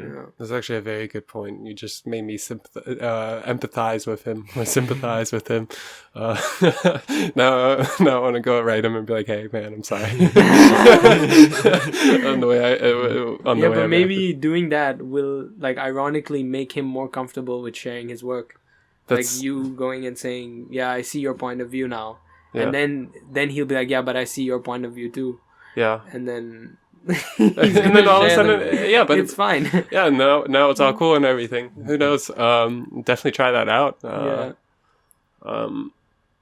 Maybe I should like formulate it when I like speak to other DJs, saying, hey, you do an amazing job of finding those tracks. Now we got to help those artists get up and get known. And maybe like present the DJ as like as clearly as the I don't know. Yeah, that's a branding thing. Yeah. Oof. If only people gave a fuck, you know? Yeah. To like check up and listen and click on stuff. Yeah. Some people do. Yeah, some people do. Appreciate those people. Yeah. Well, they're also the ones who are actually like, I always find the ones sort of steering culture are the ones who take the extra time to look deep into it and like figure out what's going on. Yeah. And then like all of a sudden exploring some hidden music scene in some other country. And then all of a sudden you have like a collective coming out of this happens quite often, like in like electronic music, where you have like all of a sudden the collective out of like Denmark that like was going unnoticed for like 12 years, and then a few people discover them, and then they like share it, and then this collective that now can all of a sudden like actually earn a living off of their music. Yeah. No, but it's very interesting that like people always want to be the first to discover. Because there's also something cool with it, like it boosts your ego, being like, hey, For sure, yeah. because everybody wants to also be a trendsetter. Everybody wants to be a leader. You see it also like in like group projects in school, like there'd be like somebody who'd be like, no, I'm going to do this and do that, and then they do everything. Streber. Yeah. But yeah, I don't know. Recently, I've been feeling super like detached from those things. Like, if I can just keep making music. Somebody said this. Think about if you really love making music, you want to be able to do this forever. So in some ways, maybe you don't want to make your best album tomorrow. You know? Maybe you want to just have your life set up in such a way where you can continue to make music. So that would be nice. But then like not make your best album tomorrow so that you can make it 50 years later. So that means you can make music for 50 years and like love doing it and keep growing. And like, if that's what you want. And I was like, yeah, it's probably what I want. I probably don't want to like ever like not be recording songs and writing verses and like working with people. So suddenly I'm super cool with the idea that my next album won't be the best album ever. Like, that's fine. It's also like almost like a growth mindset. Yeah, and then you're exactly. also not getting caught up in trying to make it so perfect. You just are like, on to the next one. Yeah, on to the next one. Exactly. Like, the main thing is I'm blessed that I get to be able to do this. And then, whoa, people enjoy it. That's amazing. I'll like maybe tailor it a bit to people's enjoyment, sure, because I'm like, I care about what people think. But like, because it's not completely selfish. It's not completely like, oh, I'm doing this for me. Obviously not. If I was doing it for me, I wouldn't put it out. That's a lie. Yeah. But like, it's this balance of like, oh, people can appreciate like the music. They're liking it. It's a vibe for them. That validates me. But then I can also make better stuff. And then people can vibe even better. But I think the process of putting it out is not only about it, not only about the feedback. I think it's also very important. Like, that's only how I feel. I don't know how it is for you, but well, for you, for me, it's also like to having to really have the feeling that you just finished this process of having an idea, creating it, arranging it, mixing it, and then having it done, and then really to have like a new kick to start with something new. And it's it gives you such an energy when you put away something, and the only way to really put away the project is to put it out is to delete it or put it out. Right. You never delete a project like I don't know, I've done it like 2 times or so. Like, this really not happens, and so that's the only way basically. True. I never thought of that. Yeah, because then once it's out, you can't touch it, you can't play with it anymore. It's done. Yeah. It's like out of sight, out of mind, because like sometimes you like go back and like look at all your projects and you're like, maybe I'm gonna like go touch up something, and then you get just caught up in that and just can't move on. Yeah, I'm also like super obsessed with that feeling of like when you know something is done. That feels so cool. It's like you can't even explain why it's done. Like you can change this and change that and change that and maybe make it more complicated or make it more this or that, but then you just get this feeling. It's never something that you think. It's always like a feeling that comes and you're like, all right, this is done. And then you're just like, you can't explain it. There's no reason why. You know, you could like EQ this a little bit different. You could like say that word a bit different always, but then you hear the whole thing and you're like, nah, this is done. Yeah. But the worst though is when you're done and you put it out and then like people come and give critique on it when you like share it. Like I've had that a few times where I'm just like, here's the song, and then they're like, oh yeah, they'll mention something about like the EQ. Hey, your mids are just a little bit too mushed together, and then you're like, shit. Yeah. Should have worked on it. Should have sent you it before I released it. Yeah. But like that was at least like the beginning of like when I just don't give a fuck. So it's just like, it's out, next thing. Yeah. Yeah, I'll fix the mids on the next song. And that's like the mindset that we sometimes need to get into, because I see so many artists out there who get caught up in like a 4-song EP, and they'll spend like a year crafting this EP. Like, I understand it's important and everything, but now you go almost at the point of like overthinking it, and overcomplicating it, and then I'm not surprised when they get burnt out to that EP. Yeah, exactly. Yeah. And then also your expectations are way too high. Way too high. I think that's probably also going together with if you're doing it at home, like with casual equipment, and then you have to go to make it sound perfect, and then your expectations are so high, you want to have it sound like some perfect studio recording mix, whatever, and that you just can't reach it, and then you, as you say, you spend a lot of time working in it, and then probably you're just gonna be it's and gonna then be super whack experience because it's so all your expectations of this perfect sound, and you can't reach it. You can't reach it. Yeah. Because you're comparing, though, right? Because you're comparing it to like if you're so level. Perfectionistic, And the total flip side of this was like I've been to the studio like 2 or 3 times, like a proper studio. I hated it. Why? It was so like high pressure, uncomfortable situation. Like it didn't feel like my studio. I'm sure if I get comfortable with the studio space, that won't matter. But there was so much like there was too many possibilities. I didn't feel comfortable, and the product was really trash. I couldn't sing. My voice didn't open up. Nothing happened. And then there's like the opposite situation where at the jam session, I think I sound the best because like there's no pressure. Nothing's being recorded. Everybody's so loud and so like everything's in the moment. Like you're not worried about it being recorded. And ironically, you sound or you feel the best. And I think I sound the best. Like my voice is the most full and confident. But then in the studio, it's like you're in this one booth alone, music in your headphones, and then like all these equipments and all these possibilities for things to make your voice sound like. And then also you have like latency free effects, which is crazy. I'm not even used to that. It should be a good thing, but like it made it harder for me somehow. So like it's just that obviously if I got comfortable and got all those things set in the studio space, I bet it'll be great. But I think what's much more important is like that comfortable, like whether you feel like you can make something here. Yeah. Rather than having the stuff and like the level of quality and like all of that stuff, which is like mechanical. That's actually a very good point. And maybe that's why, like, if you look around, like a lot of like the good music that's going on in the scene right now are actually of like low production value. Like people in their bedrooms just putting things together and coming out with bangers. Or like just a band in a garage that's just doing something as well. There has to be this like comfort aspect to it. Like, are you comfortable in your environment? Because then that's when you can sound most confident and you probably are freer and less critical of yourself. Because it's a weird thing. Like soon as you start like observing what you're doing and like in a high pressure moment and like you make a fuck up, it's so easy to slip down into that fuck up and start thinking about that, and then like all of a sudden your rhythm's completely off, like you can't feel the groove.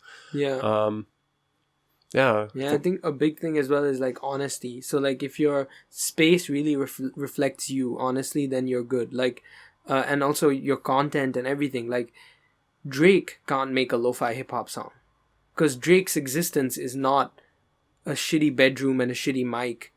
It's like the most lavish everything.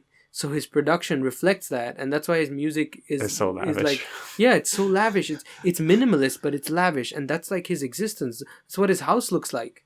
It's huge, but it's so empty and spacious. His life, like it represents. I'm not a Drake fan, but he makes sense because like his life is so grand but so empty, and that's what his music is about. And that's what his sonically sounds like. It's like minimalist production, a very lavish like piano sample or organ sample. That's like, that sample costs 7 million. Like you can hear that. But then the drums are like so sparse. And then his performance is so chill and sparse. But you can hear the quality of that mic. Like I can visualize his mouth. And that's him. Like that's it reflects him and it makes sense. And if he deviates too much from that, if he tries to make like grime, people go like, what are you doing? You know, because that, like, why are you trying to put a UK accent on and like do grime? Like, that's not you. I think that's just his. He started his whole career out as an actor, so Yeah. I think It's also a part of him. yeah. I And find so it it makes some sense. I find it funny and pretty also. I think good that he's doing that. I know he gets a lot of like No, I hate don't for hate it. it either. Yeah. But like he's pushing people to go sort of like outside of like what you are in a certain sense. But it doesn't work to become as popular, I guess, until he really makes it his own, though, right? Yeah. Like his whole thing with like the reggaeton kind of influences. At the beginning, it was like, "What are you doing?" But now it's kind of ubiquitous. It's everywhere in his music, and it works because he's made it his own. He's probably partly also made himself a part of that reality. Yeah. Which is why the music works as well. And the same thing I noticed, like if I'm rapping about stuff that I really don't know about, it's not gonna be good. Okay. It's Like talking about like topics and everything or styles. or stuff that I haven't really felt. Like, you know, I'm trying to make a song like some other song, and it doesn't work. It doesn't sound as good as one that really reflects me. Doesn't mean you can't do it, but I just feel like that's how I could probably differentiate, like, if a song is going to be better or not. Kind of. Yeah. That's a good point. Yeah. Honesty. Like, that's one of the, like, the indicators, I think. And it's there in, like, visual art and everything. I feel like something can really, truly be organically viral if it's, like, there's something of honesty to it. And then people really, like, gravitate towards that. Because they can see it in you, they can hear it in your performance, they can see it in your brushstroke, they can hear it in your production, whether like this is really like you. Yeah. Honesty. That's something that seems to actually lack a lot in art nowadays, because a lot of people want to go do art or underground hip hop. Like I deem you guys as underground hip hop, and there's I'm not saying you guys are this at all, but I know there's people out there that just want to do it because it's hip hop, and they want to be like part of this identity, or they'll start producing hip hop beats, and it may not even be their thing, just to fit in. Right. And then you're straying away from being honest and who you could be. Yeah, it was like this thing Post Malone said. He was like, people should stop trying to sound like Post Malone, because like Post Malone can't sound like you if he tried. Like that's the flip side. Like if you figure out your sound and you do it properly, then people will want to sound like you. Yeah. But the thing is, you can never really sound like someone else. It's true. And so don't try. Like, don't even try. Are you guys confident in the sound that you guys have created, or are you still working on? This EP is pretty good. I'd say like 95%, 90%. Like, yeah, definitely. Yeah, some moments on there are like, I'm so happy with it. Like, really, really couldn't be better. Yeah, and the rest is probably like, as I told you, I don't know. It's experimenting. Experimenting, and also that in between I already am motivated for doing new stuff, and I'm feeling like, okay, if I had to redo this song, I would do different drums now, and I would too, because when I send you the first beat, it was like in a few months ago. So yeah, with the time now, like in this month now, I would do it a bit different, like because I want to do new sounds now, which is good. And that's like just what we've been talking about before, like with this finish, as I told you, like the new energy is so much there for doing new stuff. So but I can only agree with it. Like super happy also with the sounds and stuff that came together there. And is it an EP that's coming up to be released, or has it already been? It's coming up. It should be. Should we say the date? I don't know. Should be like the end of this month. Okay. Basically, it isn't set yet. We had like some copyright issues. Oh, really? With the sample. Yeah. What sample? Stuff. It was a label? It was a jazz track. Like I was super annoyed by the thing, because it is a jazz standard basically, and it was like recorded thousands of times, and so the person that recorded this hadn't written this track, but of course it was licensed with a major label. And this dude also, it was like one of like a really big, it was Sonny Rollins, like this a big jazz saxophonist, and he's still alive, but he doesn't have the rights anymore. It's like with a label. And we couldn't like reach anybody because we were sure like if we could ask them, like if we could talk to somebody, maybe we can show them the track and say like, hey, check this out. It's a cool track. What do you think? Can we do this? Because it's not doing any harm to anybody. And yeah, it was so annoying in the overall thing because it was the perfect sample because it was like just the sample and like bass, drums, ready, beat is done, and it's like it was the perfectest sample. But yeah, I think we like played with it a bit and it should work now. But like it's really dumb because like you can't even reach the label as an independent artist. And who profited? What label? Sorry? What label? Warner. Good luck. So and it's like not like who cares about the cash if they want this like the cash from the few clicks that this is getting, like they can have like all of no, it. Like, they're gonna ask for like a big money up front. Yeah. It's so random. Yeah. Damn. It's crazy. This something like this happened before, and it's like they ask more money for the sample than like the whole budget of an indie album. And so you're just like, damn. Nah, fuck you. We're gonna alter the sound and slip it through the algorithm because I have no moral obligation to you. Yeah, but that's exactly the point because I'm 100% sure that if you'd be able to talk to the artist, that he wouldn't have any obligation at all. Like, you'd be like, fuck yeah, it's banging. That's dope. Yeah, exactly. Yeah, like imagine this, like you record a track and like 50 years later, some random dudes in the country, I don't know, they've never seen you, you never talk to these people and they just make something with your music. How incredibly nice is this image, like, and if the whole system was built like that, then I always imagine like, okay, let's say we sampled all of these people, I would like keep a record of like all the stuff we sampled, especially because like the algorithm only picks up like the big stuff, but there's so many smaller stuff that you sample. And then you could like, let's say the album blows up, or let's say your career is then set, you could then reach out these people and like do something. But now none of that is allowed. Now it's like all through this label structure and the money you give to the label, none of it is going to the artist anyways. Yeah.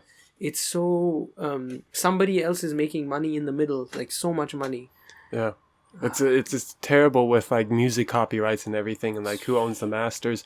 I find it, like for me, it's so important that the artists themselves hold the masters. Yeah. At the end of the day, like I can understand like if the artist leases it out to the record label so the record label can push it and then gives it back after a while. Yeah, that's much more understandable.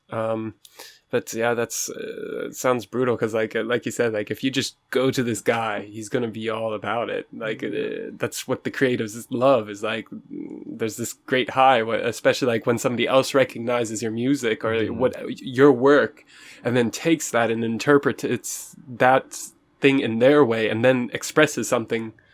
That's like the beauty. Especially if that something is really good. Yeah. Like if it's like that's a perfect use of sample, the whole vibe of that song is so it makes so much sense, it works so well.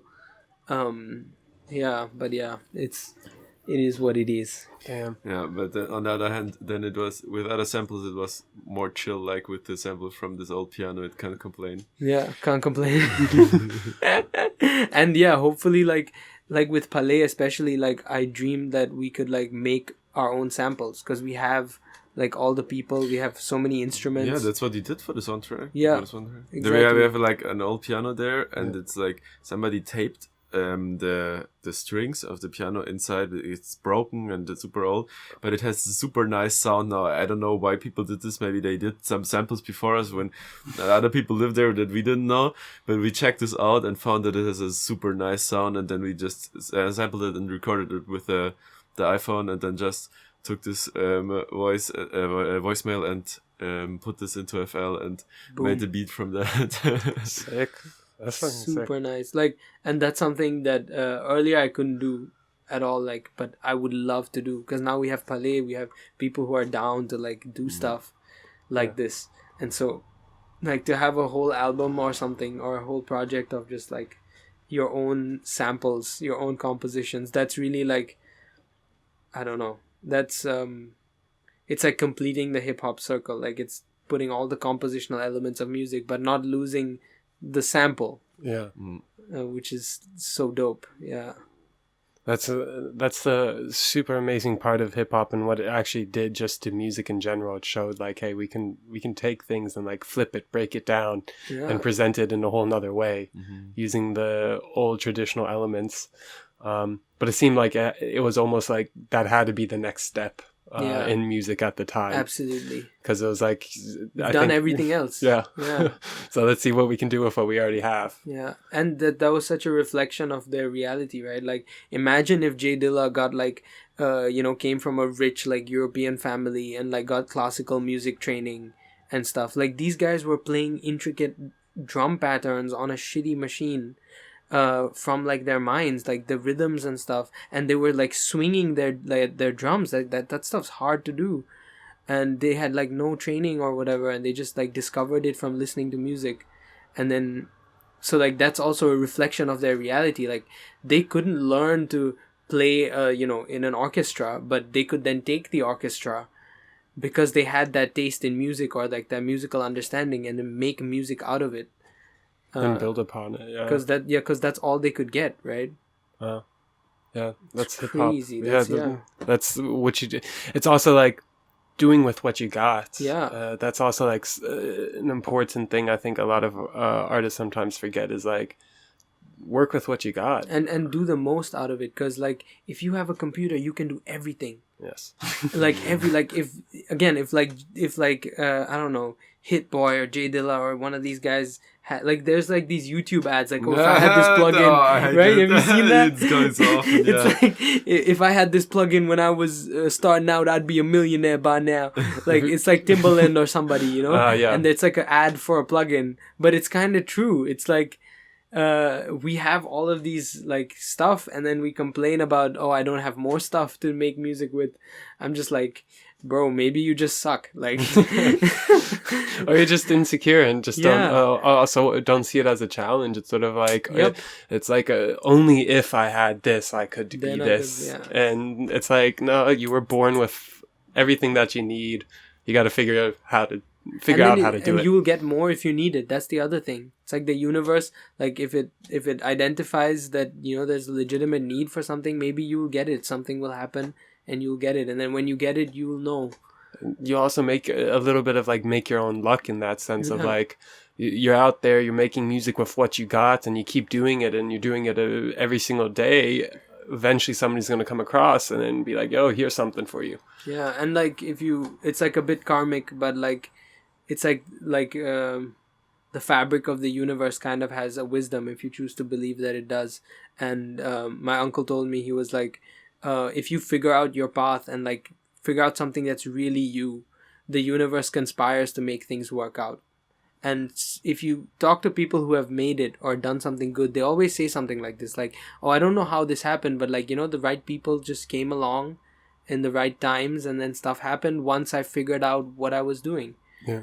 And then if you, it's a really, even if it's not true, it's just something really nice to believe, because it gives you such a, like a motivation to just keep going, because the universe will figure it out. Like stuff will happen when it needs to happen, and then you will get it.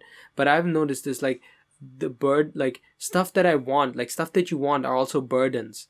Like a studio, or like, oh, I want a successful like video business. That's like, okay, success is cool, but it's also a burden, and you'll only get that when you're ready for it. Yeah. Kind of. Yeah. You're ready to carry it. Yeah. Exactly. Yeah. And that's sort of like, I think that's why we get sort of put into this world. And like, it seems like when you're young, especially like a young adult, you don't really have much. It's probably because if we all, like when I was like 19, 20, and started having to like do everything somewhat myself, I was just sort of like, Jesus. And then now imagine owning a house, having children and 2 cars, and like having to deal with all these different insurances and investing and thinking about my retirement. It's almost like as we sort of go into this adulthood, we are given actually intentionally not much to let these burdens come on one by one. Yeah. And you're sheltered at first, right? There's other people taking your burdens, like wiping your ass, literally. Yeah. And then eventually you develop to be able to take more, hopefully. Yeah. And I actually like really hope that like people also sort of see like the good in these burdens, because there's actually like a sense of accomplishment when you get like a responsibility and you fulfill the responsibility or the challenge in front of you, like you said, when you completed a song, like you feel great that it's like done with. And sometimes people will sit there, and that's where procrastination is. Like people will sit there and be like, oh, I don't want to do this, and then it like piles up, and then like these simple small burdens actually seem way worse and compound, and then all of a sudden you're like almost unable to move and do things. And then that's where like mental health comes in, maybe also with like depression, where it's gets a little bit overwhelming with all these things. And we also live in an age where we actually have so many opportunities. We can it's so easy to get lost. Yeah. And not realize and appreciate what you have and make the most out of it. Yeah. I think we'll just call that the end. You guys good with that? Yes, sir. You guys have any last words for the people listening? Nah, I'm good. I mean, you should try pineapple on pizza if you didn't already. It's kind of decent. Open your mind. All right. Thank you for listening in. Bye. Ciao. Bye-bye.